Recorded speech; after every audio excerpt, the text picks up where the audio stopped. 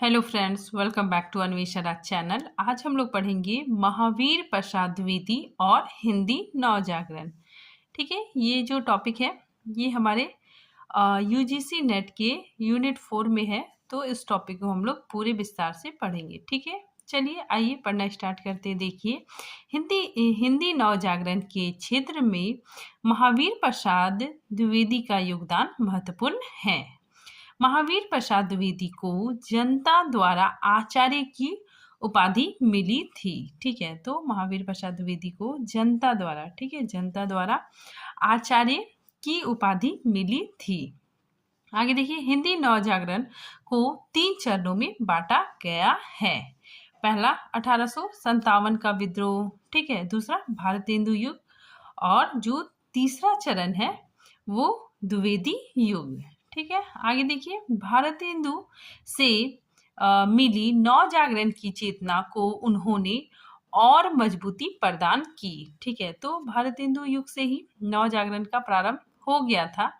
ठीक है, तो भारतेंदु से मिली नवजागरण की चेतना को उन्होंने, ठीक है, उन्होंने मतलब महावीर प्रसाद द्विवेदी ने और मजबूती प्रदान की।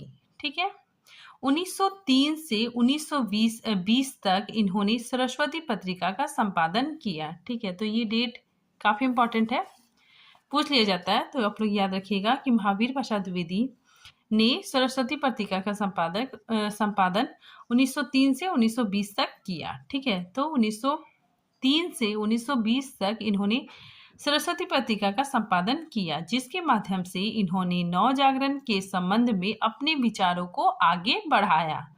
उनके द्वारा हिंदी के लिए किए गए कार्य को शुक्ल, ठीक है,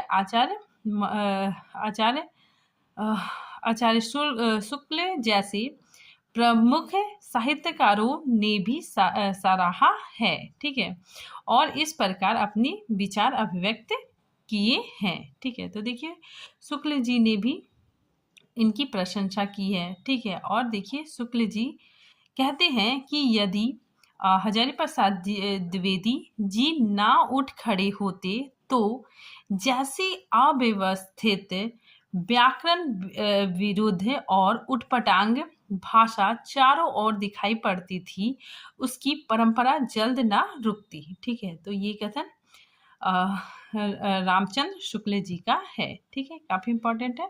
फिर देखिए, प्रेमचंद जी महावीर प्रसाद द्विवेदी के बारे में लिखते हैं कि आज हम जो कुछ भी हैं उन्हीं के बनाए हुए हैं। उन्होंने हमारे लिए पथ भी बनाया और पथ प्रदर्शन का काम भी किया। ठीक है, हिंदी के लिए उन्होंने अपना तन मन धन सब कुछ अर्पित कर दिया। ठीक है, तो ये कथन प्रेमचंद जी ने महावीर प्रसाद द्विवेदी के बारे में कहा। ठीक है, आगे देखिए, महावीर प्रसाद द्विवेदी ने सरस्वती पत्रिका के माध्यम से हिंदी भाषा के विकास के लिए अभूतपूर्व कार्य किया। ठीक है, उन्होंने कवियों को, ठीक है, उन्होंने कवियों को विविध विषयों पर लिखने की प्रेरणा दी। ठीक है, तो उस समय के जो कवि थे, ठीक है, उन्हें महावीर प्रसाद द्विवेदी ने विभिन्न, ठीक है, विभिन्न विषयों पर, ठीक है, लिखने की प्रेरणा दी।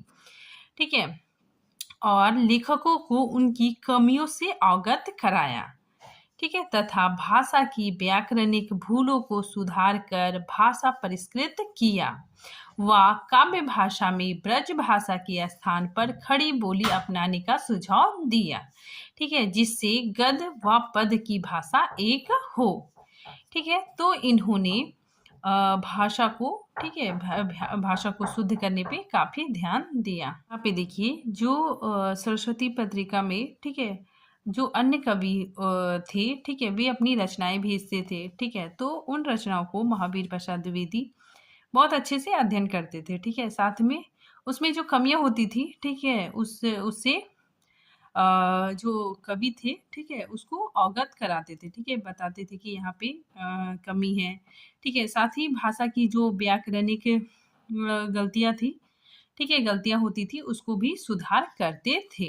ठीक है, फिर आगे देखिए, द्विवेदी जी ने हिंदी भाषा में व्याकरण शुद्धि, ठीक है, विराम चिन्हों के प्रयोग व भाषा संस्कारों को कुशल रूप प्रदान किया द्विवेदी ने कवि कर्तव्य, ठीक है, एक कवि कर्तव्य जैसा निबंध, ठीक है, कवि कर्तव्य क्या है, एक निबंध है, ठीक है, तो कवि कर्तव्य जैसे निबंध लिखकर कवियों की भाषा शैली, ठीक है, छंद योजना, विषय वस्तु संबंधी अनेक निर्देश दिए। कुल मिलाकर, ठीक है, कुल मिलाकर आचार्य शुक्ल के विचार से द्विवेदी जी का महत्व भाषा सुधार के क्षेत्र में है, ठीक है। कुछ ऐसा ही विचार हजारी प्रसाद द्विवेदी के भी है, ठीक है। देखिए हजारी प्रसाद द्विवेदी महावीर प्रसाद द्विवेदी के बारे में क्या कहते हैं, देखिए उन्होंने अपनी पुस्तक हिंदी साहित्य उद्भव और विकास में लिखा है, ठीक है। तो देखिए इन्होंने इनका जो पुस्तक है हिंदी साहित्य उद्भव और विकास, ठीक है, इसमें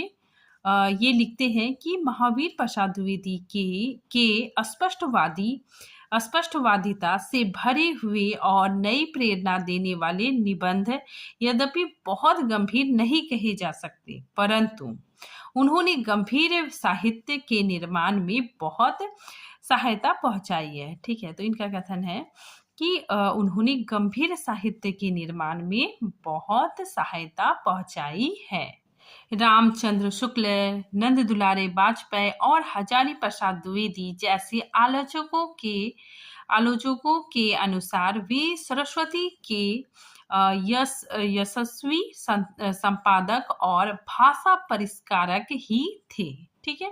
आचार्य शुक्ल का मत है कि लिखने की सफलता वे इस बात में मानते थे कि पाठक भी उससे बहुत कुछ समझ जाए, ठीक है, मतलब पाठक भी आसानी से समझ जाए, ठीक है। कई उपयोगी पुस्तकों के अतिरिक्त उन्होंने फुटकर लेख भी बहुत लिखे, ठीक है। तो महावीर प्रसाद द्विवेदी ने फुटकर लेख भी लिखे, पर इन लेखों में अधिकतर लेख बातों के संग्रह के रूप में ही है, ठीक है। तो ये कथन आचार्य रामचंद्र शुक्ल जी का है, ठीक है। आगे देखिए द्विवेदी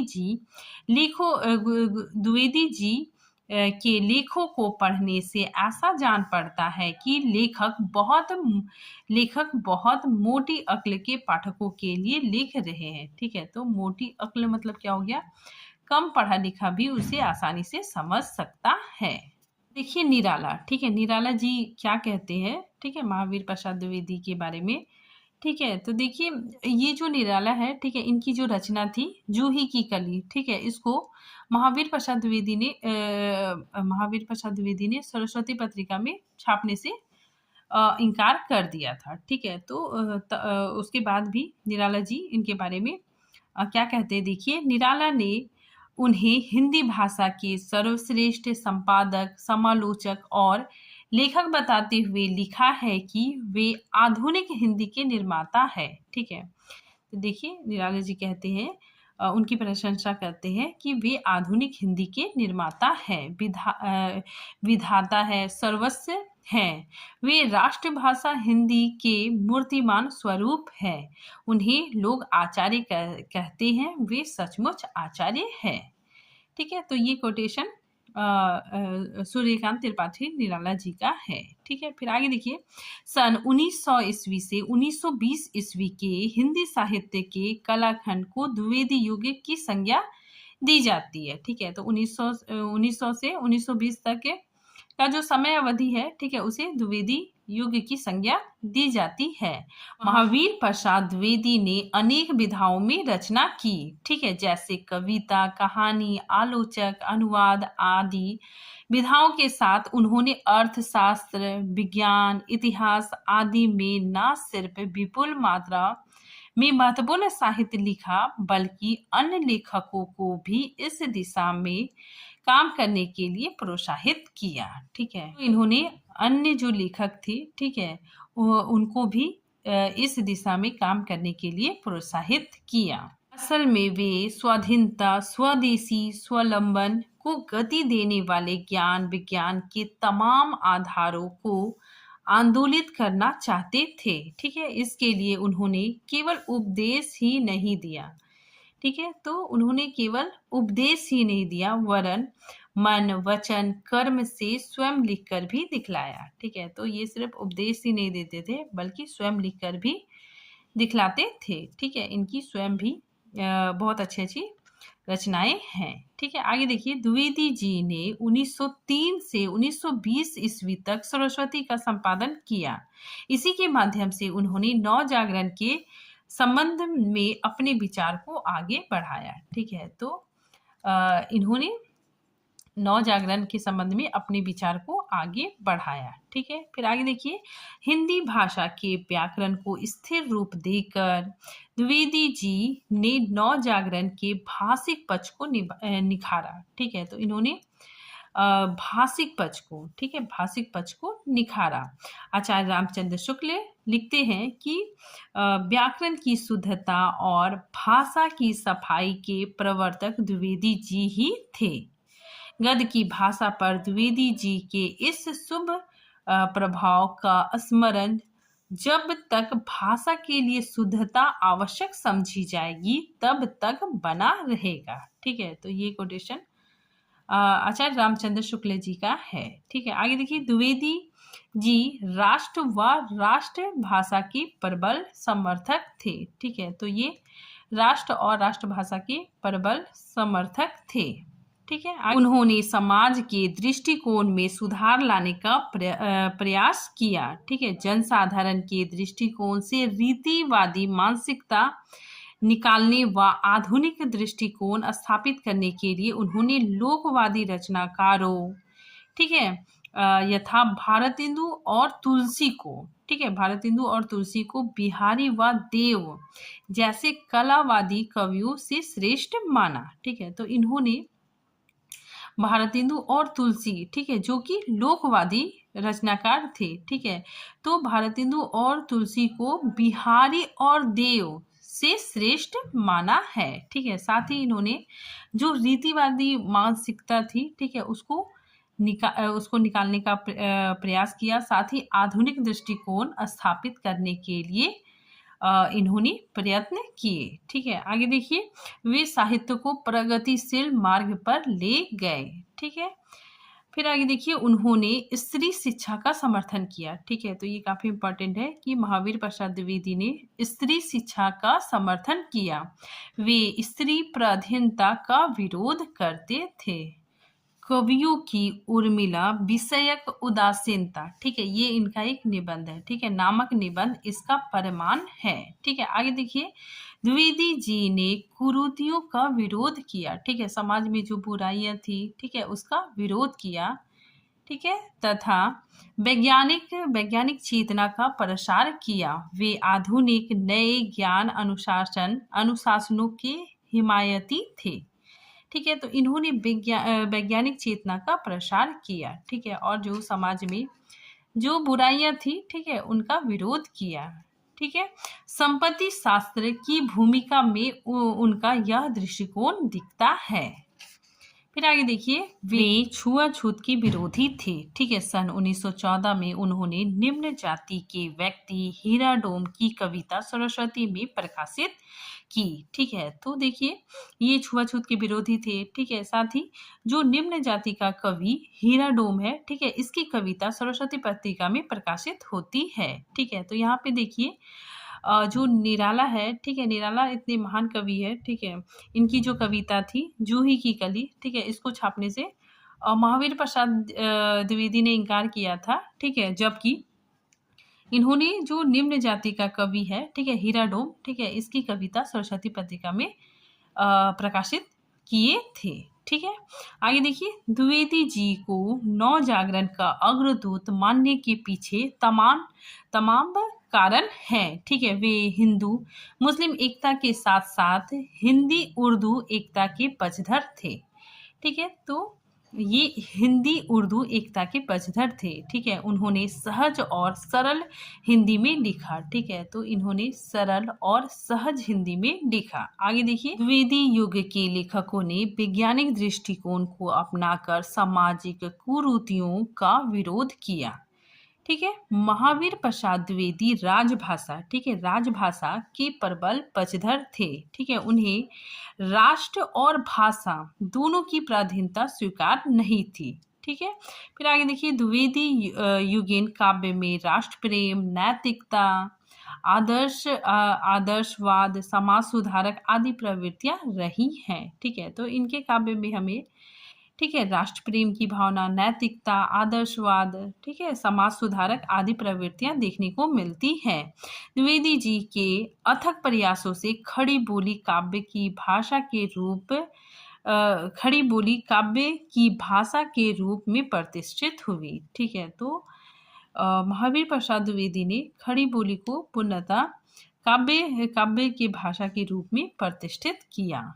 आगे देखिए, द्विवेदी युग के रचनाकारों ने न केवल साहित्य व देश की समस्याओं को उठाया बल्कि उसका समाधान भी बताया। ठीक है, तो जो द्विवेदी युग के रचनाकार थे, ठीक है, कवि थे, वो केवल साहित्य व देश, ठीक है, देश की समस्याओं को उठाया बल्कि, ठीक है, मतलब समस्याओं को बताया, ठीक है, साथ ही उसका समाधान भी बताया।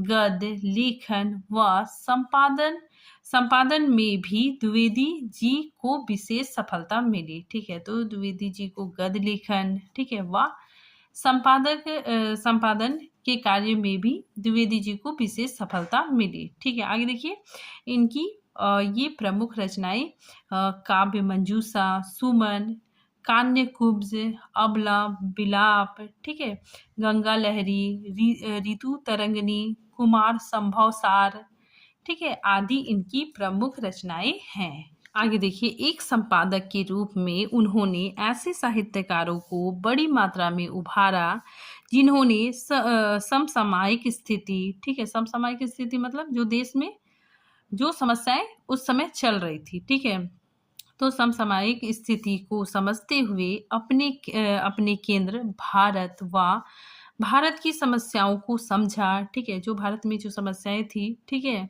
आम लोगों की जो समस्याएं थी उसको समझा तथा नव जागरण के मूल चरित्र राष्ट्रवाद को बढ़ाने में अपनी महती भूमिका निभाई। ठीक है, तो महावीर प्रसाद द्विवेदी का बहुत ज़्यादा हिंदी साहित्य जगत में बहुत ही अहम योगदान रहा है। ठीक है, तो आज ये टॉपिक यहीं पे ख़त्म होता है। मिलते हैं नेक्स्ट टॉपिक के साथ, तब तक के लिए थैंक यू।